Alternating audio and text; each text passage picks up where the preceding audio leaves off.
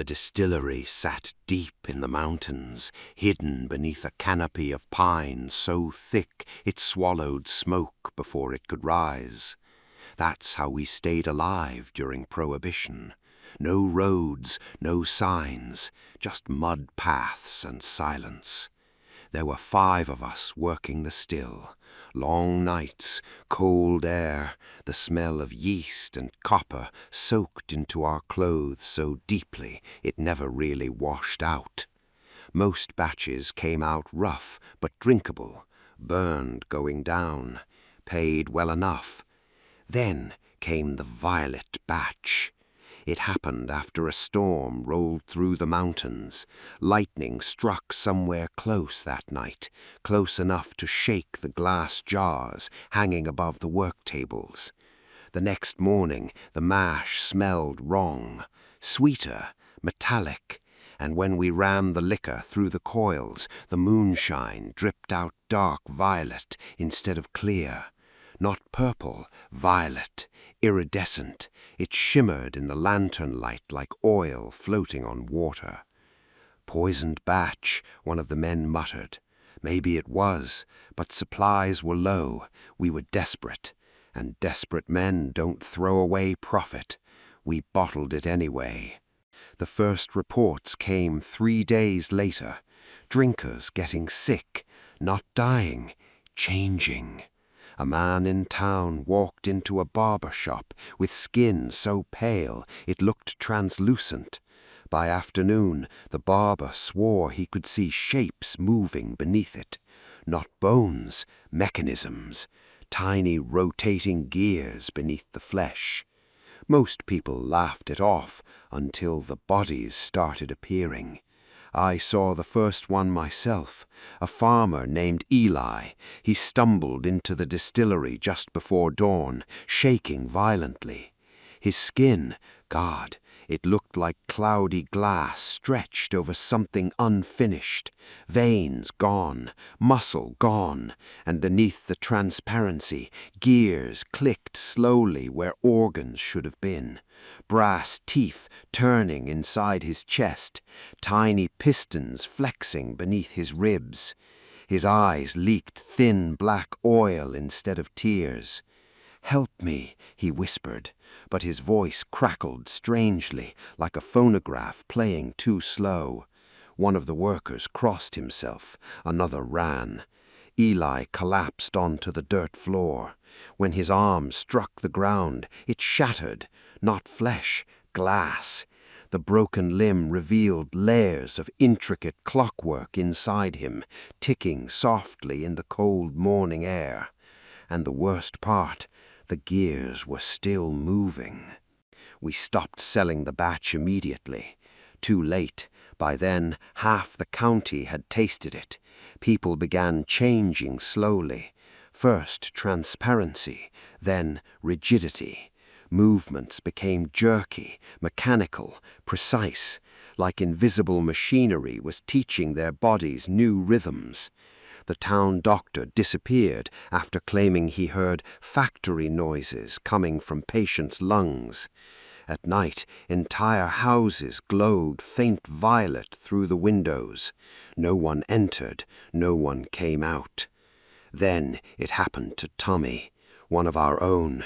He'd sampled the batch the first night we made it, just a sip. He hid the symptoms at first, gloves over his hands, long sleeves. But one night, while loading barrels, his shirt collar slipped slightly, and I saw it. Transparent skin creeping up his neck. Beneath it, tiny gears rotating slowly around his throat. He caught me staring and smiled, too wide. "You know what it feels like," he whispered.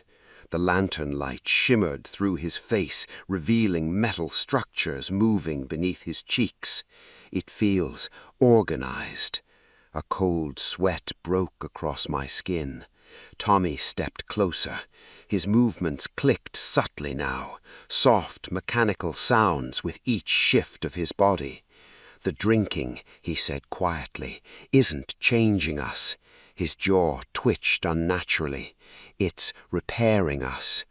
Behind him, I heard something coming from the distillery room, ticking, not from one machine, hundreds, slowly sinking together. Tommy turned toward the sound instantly, like he'd been called, and when he looked back at me, one of his eyes had become a polished brass lens, focusing, adjusting, studying me. "You should drink before the transformation finishes," he said gently. Then he smiled again, and I realized his teeth weren't teeth anymore. They were interlocking metal cogs, turning softly against one another. Behind him, the violet barrels began rattling on their own, and somewhere deep inside the walls of the still, something enormous started waking up.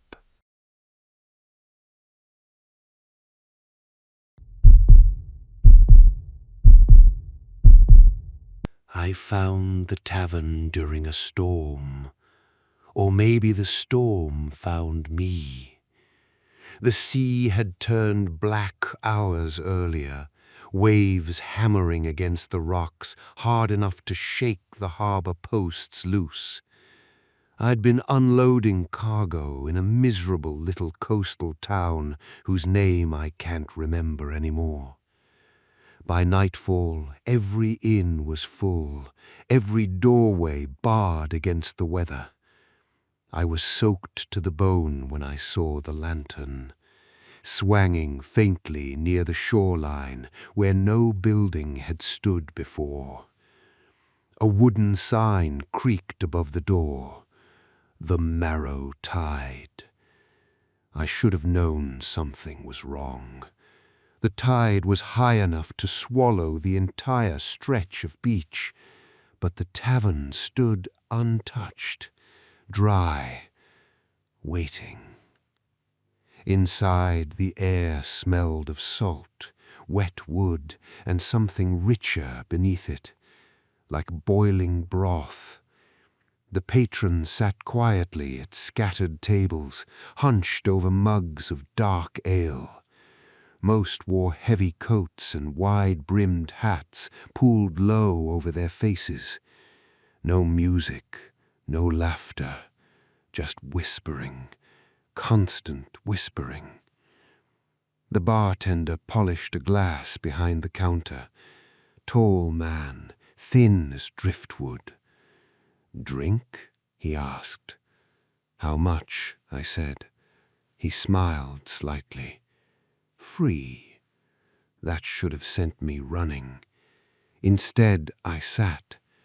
The ale arrived black as ink and warm enough to steam instantly. "Only one condition," the bartender said. I took a sip. It tasted incredible, smoky, rich, deep enough to warm my chest instantly. "What condition?" He leaned closer. "You must never stop telling a story." I laughed, thought it was a joke, but the bartender didn't laugh back. "Talk," he said softly, "until the tide goes out." So I talked. At first it was easy. Stories from the sea, fights in Marseille, smuggling runs through Havana, storms off Nova Scotia. Every time my voice slowed, another mug appeared in front of me, full, waiting. The other patrons whispered constantly around me, their voices dry and papery. I tried not to listen too closely. Hours passed, or what felt like hours. My throat burned raw, but every drink soothed it instantly. The storm outside never changed, the tide never lowered, and slowly I noticed the patrons. No one moved much, no one blinked. One man's hat slipped slightly as he spoke. Beneath it, bone, yellowed and cracked. His jaw moved loosely as he whispered his story through teeth without lips attached. I froze mid-sentence. The entire tavern went silent. Every head turned toward me. The bartender's smile faded. "Careful," he said quietly. My chest tightened. Then I heard it, a scraping sound beneath the floorboards, slow, wet, moving closer. The patrons resumed whispering immediately, desperate and frantic now, their skeletal mouths rattling through endless stories to fill the silence. I started talking again instantly. The scraping stopped. Then I understood. The stories weren't entertainment. They were payment. I kept talking. Childhood memories, dreams, lies, anything to keep words moving. But exhaustion crept in eventually. My throat cracked raw, my thoughts blurred, and every time I paused too long, I heard movement below the floor, clawing, hungry. At some point, I noticed the bartender filling mugs from a rusted brass tap connected to a barrel behind him. Something pale floated inside the liquid, long, curved, not wood. Bones, ground smooth like powder. The bartender caught me staring. "The house blend," he said calmly. My stomach turned. "What happens if I stop?" The tavern grew quieter. The whispers sharpened around me, desperate, warning me. The bartender leaned across the counter, and for the first time I saw his hands clearly. No skin, just bare finger bones wrapped around the glass. "The tab," he said softly. The scraping beneath the floor returned, louder now, directly under my stool. I forced myself to keep talking, panic making the words tumble out faster. But my breath shortened, my throat dried again, and then I accidentally stopped, just for a second, just enough to inhale. The tavern fell silent instantly, every whisper cut off. The floor beneath me cracked. A freezing pain exploded through my legs as something beneath grabbed hold of my bones from the inside, not flesh, inside, like hooks sliding through marrow. I screamed. The bartender calmly slid another full mug toward me. "Continue," he said. My legs trembled violently beneath the stool as something below the floor sucked greedily at the center of my bones. And through the pain, I heard the patrons begin whispering louder than ever before. Not their own stories anymore. Mine.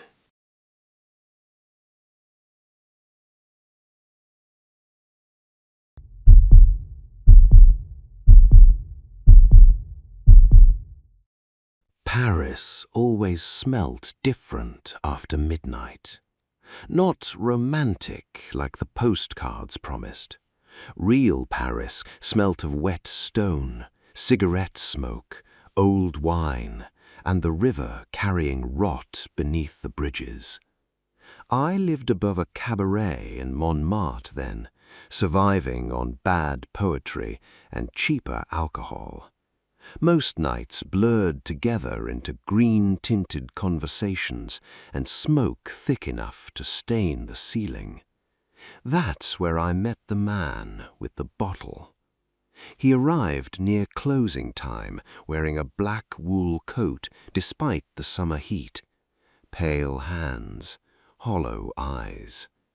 He listened silently while I recited poetry no one cared about. When I finished, he placed a dark green bottle on the table between us. No label, no cork seal, just cloudy emerald liquid swirling inside. "The green fairy," he said softly, "distilled among the dead." I laughed. He didn't. "Drink carefully," he added. "It opens more than inspiration." Then he stood and left before I could ask another question. Back in my apartment, curiosity defeated caution. I poured a glass. The absinthe shimmered strangely beneath the candlelight, almost iridescent.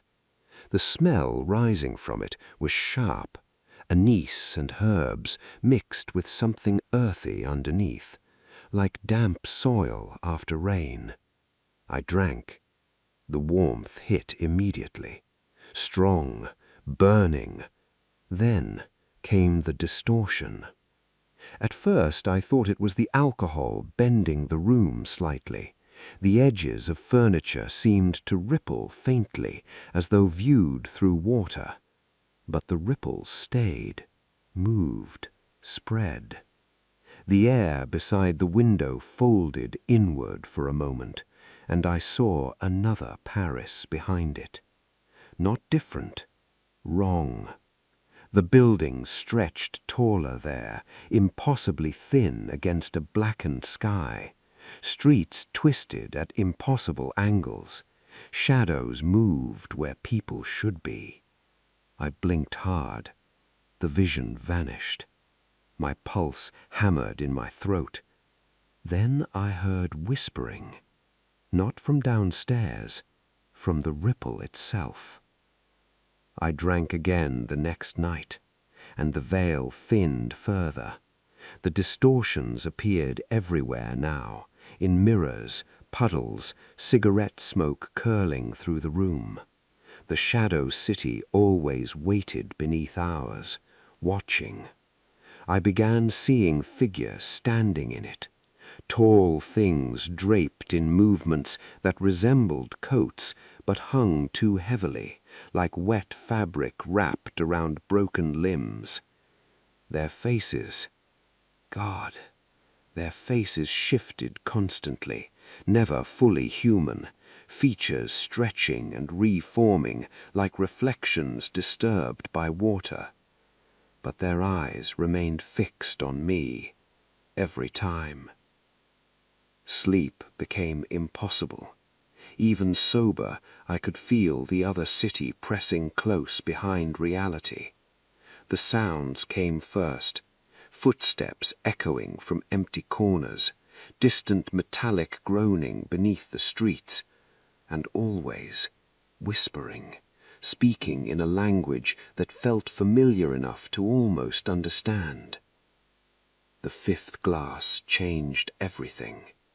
I was sitting in my chair beside the window when the room lurched violently sideways. Not metaphorically, physically. The floor became the ceiling for half a second. My stomach twisted as gravity pulled the wrong direction. Then it snapped back. I screamed, clutching the arms of the chair. But when I looked down, I wasn't sitting anymore. I was hanging upside down over the shadow Paris, my ankles bound by something unseen. Far below me, black streets twisted endlessly through the abyss between impossible buildings. Shapes moved beneath me, thousands of them looking up. My breath came in sharp, terrified bursts. Then the ripple flickered again. Suddenly I was back in my apartment, chair upright, candle steady. But my hands, they were bleeding around the ankles, deep bruises circling the skin, as if ropes had really been there. After that, the world stopped separating cleanly. I'd walk through Paris and see the other city bleeding through ours in fragments. A cafe doorway opening into a tunnel of teeth-like arches, a crowded boulevard suddenly empty except for towering shadow figures standing motionless beneath the lamps. And the entities, they came closer each night, no longer merely observing, studying, learning. One finally spoke to me through a mirror in the cafe bathroom. Its face hovered inches behind my reflection, its mouth unfolded vertically as it whispered, "You have been seen." I stopped drinking after that, or I tried to, but the bottle kept reappearing, on my desk, beside my bed, once in my hands while I was asleep, each time slightly emptier. Tonight I poured the last glass into the sink. The liquid vanished before it touched the drain. The apartment went silent immediately. No traffic outside, no music below, nothing. Then the ripple appeared across the entire room, wide, violent, the walls peeling back like wet paper, and beyond them the shadow city, closer than ever. The figures stood waiting beneath a black sky, motionless except for their heads slowly tilting upward toward me, toward where I hang, because I can still feel the pressure around my ankles, even now, and every few seconds, gravity changes its mind.